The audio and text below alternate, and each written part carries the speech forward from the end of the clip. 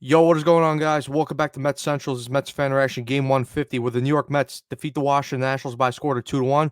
Before we get into the post-game recap, make sure you guys leave a like and subscribe to the channel. Greatly appreciate you guys supporting the channel. Also, make sure and turn on post notifications as well to let you know anytime we upload a video or go live on the channel.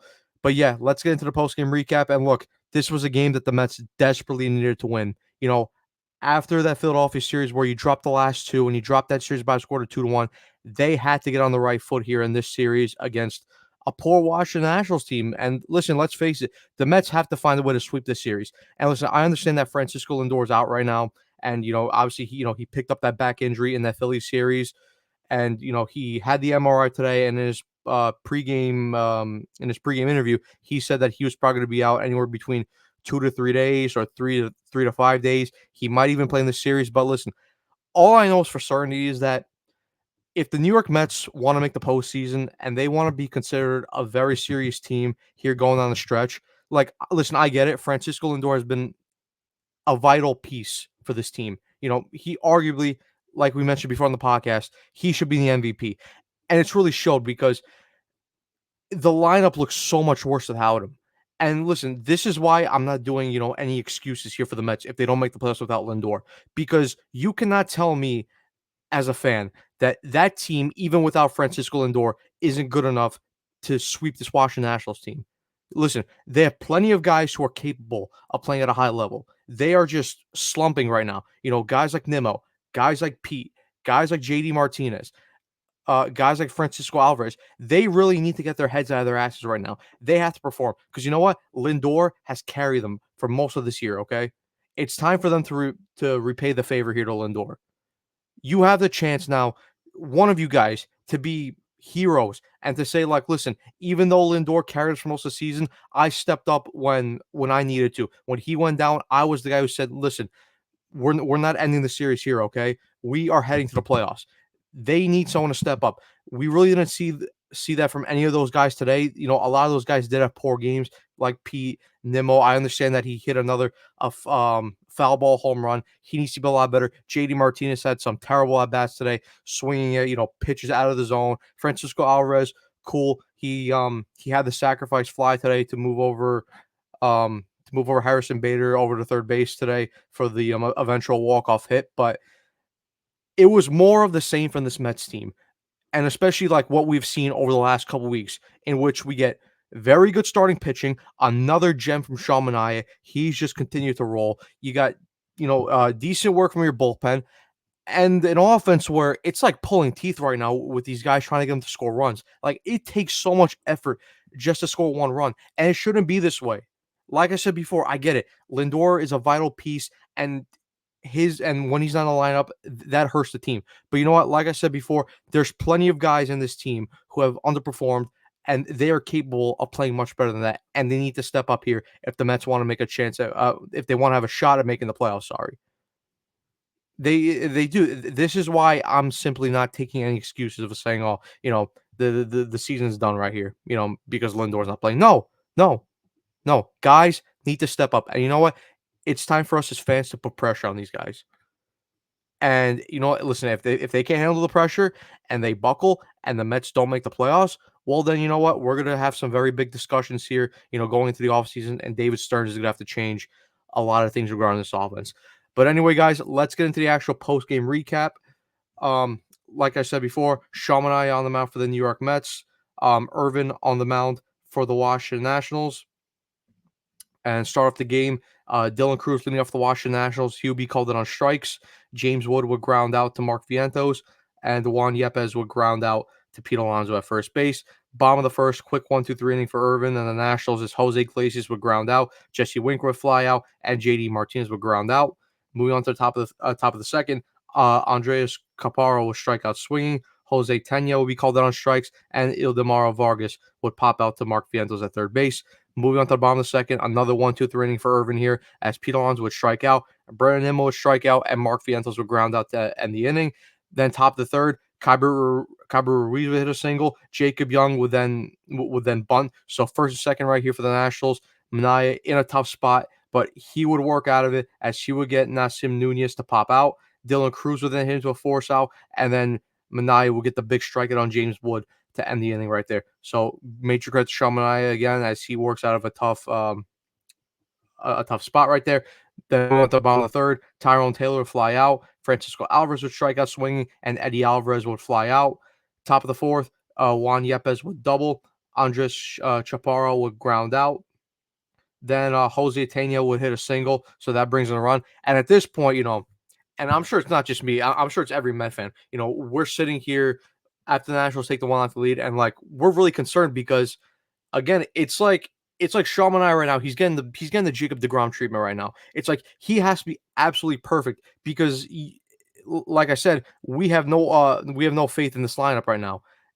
It's so frustrating, and it's like Manaea gives up the run, and here we are. We're sitting. Oh no, here we go again. Not gonna score any runs. We're gonna lose a 1-0 game, but you know.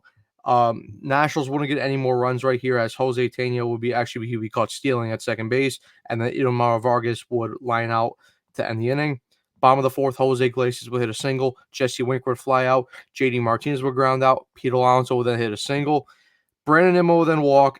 Bases loaded right here, set up for Mark Vientos, and he would ground out. And unfortunate because he hit one of those ground outs where it was one of those in-betweeners. It looked like he might have been able to beat out the throw, but Vientos not quick enough, and Jake Irvin throws the ball over to Juan Yepes at first to end the inning. Top of the fifth, Cabrera Ruiz would fly out to center field. Jacob Young would strike out. Nasim Nunez would walk, and Dylan Cruz would then line up to end the inning. Bottom of the fifth, a quick 1-2-3 inning for Irvin again, as Tyrone Taylor would ground out. Francisco Alvarez would strike out, and Eddie Alvarez would ground out. Then top of the sixth, quick 1-2-3 inning for Manaea. He would get James Wood to ground out. Juan Yepes would strike out, and Andres Chaparro would pop out. Bottom of the sixth, Iglesias would ground out, Jesse Winker would fly out, and JD Martinez would strike out to end the inning.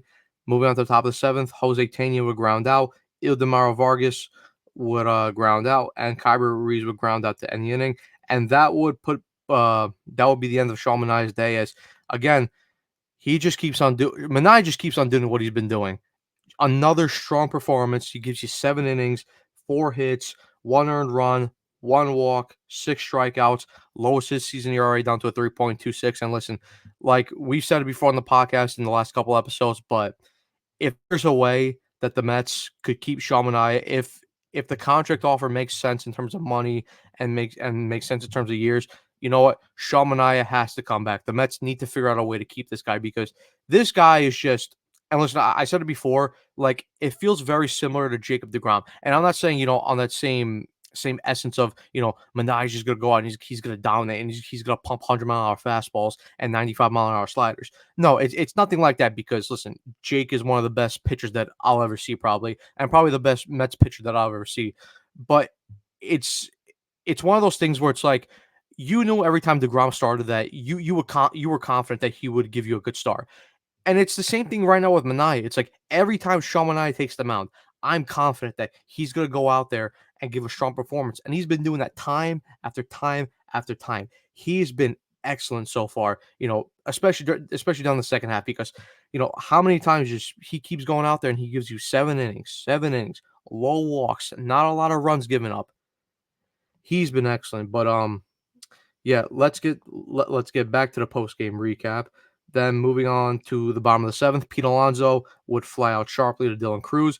Brandon Nimmo hit a single, and Mark Vientos would ground into it in a double play. Top of the eighth, Jose Butto would come in to replace Sean Manaea, and a quick 1-2 inning for Butto as he would get Jacob Young to strike out. Nasim Nunez would strike out, and Dylan Cruz would strike out to end the inning. Then bottom of the eighth, Tyrone Taylor would hit a leadoff double, so he would walk into second base. Francisco Alvarez would hit a ground ball, and it looked like initially he beat it out, but Nationals would challenge, and the umps would overturn it, so he was out. But Tyrone Taylor would move over to third base. Then pitching change for the Nationals as Derek Law came in to replace Jake Irvin. Pinch hitting then as Starling Marte came in to replace Eddie Alvarez. And Marte, I understand he got the walk-off hit later, but he really pissed me off this at bat because you got Tyrone Taylor at third base, right? The Nationals just make a pitching change where they bring in Derek Law. He's called out of the pen right now. And you swing first pitch and ground out. That really pissed me off because the offense has been struggling right now. It's like take a couple pitches, walk the count, make the guy who just came in throw a couple pitches. But nope. Marte swings first pitch, he grounds out. But then, thankfully, and listen, we got to give major credit to Jose Iglesias over these past couple games, because Lindor's came out, and not only Lindor's come out with an injury, McNeil's come out with an injury. He's out for the year, and Jose Iglesias has just stepped up, and he's been excellent. Whether that's in the field, where he just makes some of these ridiculous fielding plays with his glove, or the clutch hits, because again, he comes up and hits an RBI single and ties up the game 1-1. I mean, Jose Iglesias he's just been an excellent piece this year. And I mean, what a find by David Stearns, because the guy has just been clutch time after time after time. He's been incredible. Mets, though, wouldn't be able to bring in any more runs as Jesse Winker would walk. Jesse Winker would walk, and then JD Martinez would strike out the end of the inning. Then top of the ninth, Luis Angel Acuna would come into play the field. Jose Iglesias would switch from shortstop to second base. Starling Marte would remain in the game in right field, and Edwin Diaz would come in to replace Jose Budo. And a little shaky here, as James Wood would lead off the inning. He would hit a single. He would then steal second base. Juan Yepes would ground out. Then an offensive substitution as Luis Garcia would come in to replace. He would come in to pinch hit for Andres Chaparro. Diaz would get Garcia to ground out, and then he would get Tena to strike out the inning. So Edwin Diaz, he recovers nicely after giving up the walk-off hit to JT Realmuto in the last game of the Phillies series. Then moving on to the bottom of the ninth, Garcia remains in the game. Jose Ferrer would come in to replace Derek Law. Pete Alonso would strike out swinging. Brandon Nimmo would fly out to Dylan Cruz, and Mark Fiennes would fly out to the end of the inning. So Mets could not walk it off there. Top of the 10th, Reed Garrett would come in to replace Edwin Diaz. Jose Tena would start the inning at second base. Vargas would hit a sac bunt. Kyber Ruiz would then ground out, and Jacob Young would ground out to get out of the inning. So really good work from Reed Garrett there. And now the Mets have a chance in the bottom of the 10th to walk it off. So Jacob Barnes comes in to replace Ferrar. Mark Vientos is starting as the runner at second base. But after that, he would actually be pinch run for as Harrison Bader would come in. Jacob Barnes would intentionally walk Tyrone Taylor. Francisco Alvarez would then hit a deep fly ball, which would move Harrison Bader over to third base. And Starling Marte, the guy that I killed before, worked the count to his favor. It was the 3-1 count, and he got a pitch to hit over the plate, and he hits into left field, and he drives in Harrison Bader to walk off the game, and the Mets win 2-1. And listen, like I said before, the Mets desperately needed that win, especially since the Dodgers they finished that series against the Braves. They were able to split that series, so Mets are still ahead of the Braves in the wild card race. And also, the Colorado Rockies managed to beat the Arizona Diamondbacks. So the Mets make up ground there against the Diamondbacks. So listen, like I said before, I get Lindor's out, but no excuses. You have to sweep the Nationals. You have to. Once we get to the Phillies series and then the Braves series and the Brewers series, we'll get there at that point. But right now, you need to focus on this National Series, and you just got to sweep them. I don't care how you do it. I don't care how stressful it is, how painful it is. Find a way to sweep it. And then hopefully Lindor is able to come back to the lineup, and then we'll go from there. But, tomorrow's game, second game of the series, 7:10 first pitch. McGill's on the mound and Parker's on the mound for the Nationals. So that's going to be it for the post-game recap, guys. Hope you guys enjoyed. Like I said before, make sure you guys leave a like and subscribe. And, yeah, we'll see you tomorrow night for tomorrow's post-game. Peace, baby. Let's go, Mets.